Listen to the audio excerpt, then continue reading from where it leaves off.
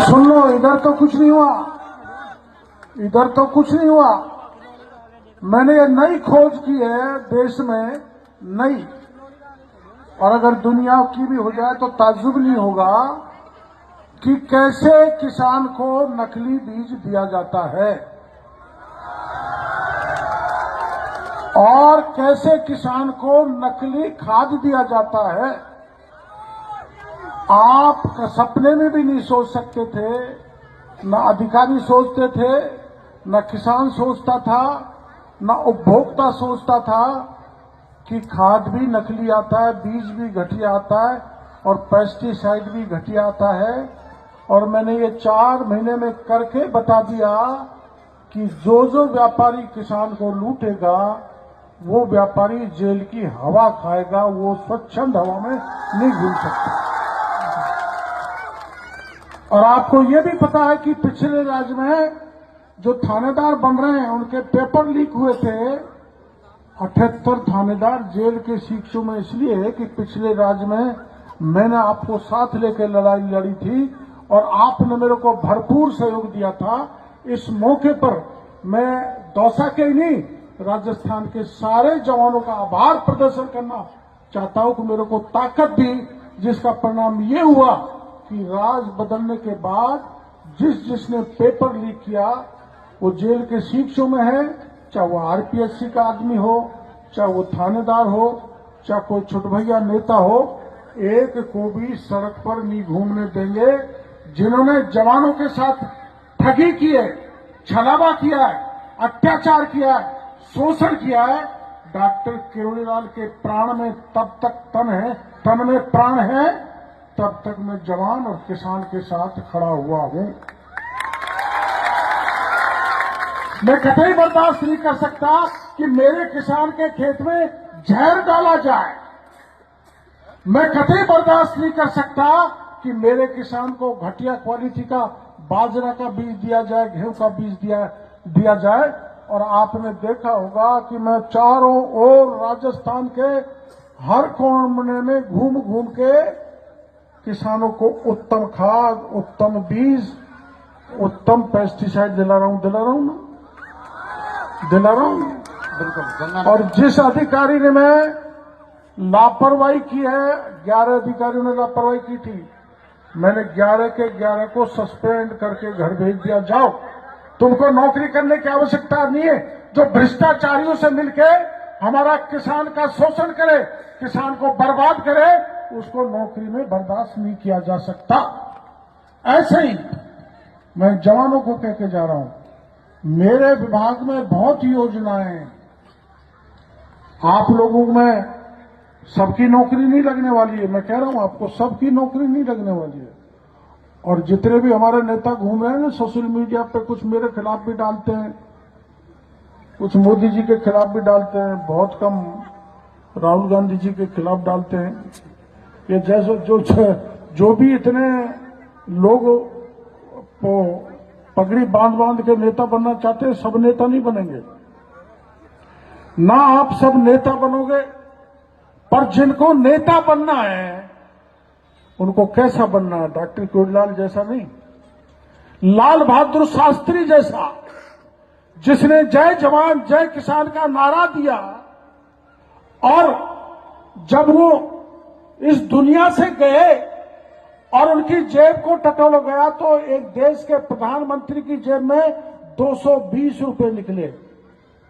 और प्रधानमंत्री रहते हुए, सुनो भाई जवानों, जितना अनुकरण कर सके उतना करना। जब वो देवलोक सुधारे, प्रधानमंत्री रहते हुए उन्होंने एक एम्बेसडर कार लोन पे ली थी, बैंक के लोन, और जब इस दुनिया से गए तब लोन बकाया था। मरने के बाद लाल बहादुर शास्त्री की मां ने उस कार का लोन चुकाया था। क्या ऐसा नेता बन सकते हो आप लोग? Yes sir. अगर राजनीति माना तो ऐसा ही करो, और अधिकारी भी बनो तो वैसा ही बनो। सरदार वल्लभ भाई पटेल ने 543 रियासत थी अपने देश में, रजवाड़े थे, बड़े बड़े रजवाड़े थे, देश आजाद हुआ, सारे रजवाड़ों को, देश के सारे रजवाड़ों को एक करके अखंड भारत बनाया।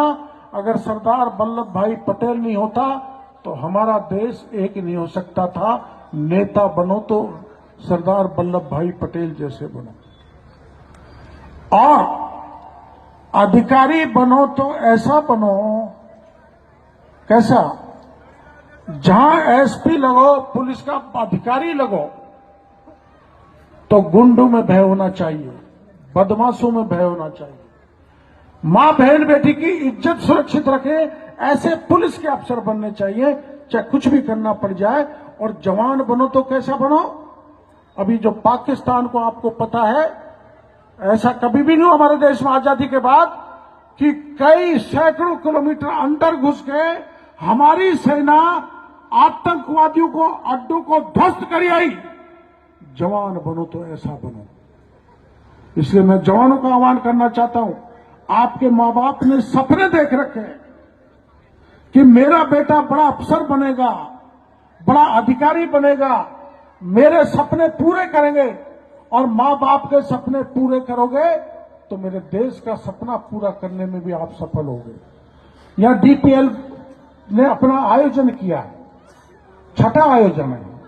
मेरे को बुलाया, डीपीएल की पूरी टीम को, पूरे संयोजकों को, पूरे आयोजकों को मैं बहुत बहुत धन्यवाद देना चाहता हूं कि मेरे छोटे भाई के चुनाव हार जाने के बाद मैं पहली बार इतनी भीड़ में दौसा की जनता को देख रहा हूं। मैं उनको प्रणाम करता हूं।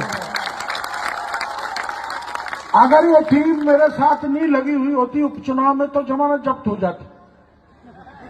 इस टीम का ही परिणाम है कि हमारी इज्जत रहेगी, और इस दौसा ने मेरी सदा इज्जत रखी है, मेरे परिवार की रखी है। और एक बार तो ऐसी रखी कि मैं निर्दलीय चुनाव लड़ा, और ऐसा लड़ाया आप लोगों ने कि कांग्रेस की भी जमानत जब्त कर डाली, बीजेपी की भी जमानत जब्त करा डाली, और बाबा को दिल्ली में भेज दिया। ऐसी जनता का मैं एहसान कभी भी नहीं भुला सकता। तिल तिल में मेरा एहसान समाया हुआ है। और देखो, मौके तो आते रहते, कभी जीत कभी हार, इसलिए दौसा के जवानों को, भाइयों को कहना चाहता हूं, मेरे पर आपका सबसे ज्यादा हक है, क्योंकि मेरे को ऐसे समय में आपने एहसान किया था जब मेरे को पार्टी से निकाल दिया था, मेरी नैया डूबने वाली थी, और आपने मेरे को निर्दलीय 1,46,000 वोट से जिताकर संसद में भेजा और राष्ट्रीय पार्टियों की जमानत जब्त की। ये देश में एक रिकॉर्ड है, जिसके कारण मैं आपके कारण उसको तोड़ पाया हूं।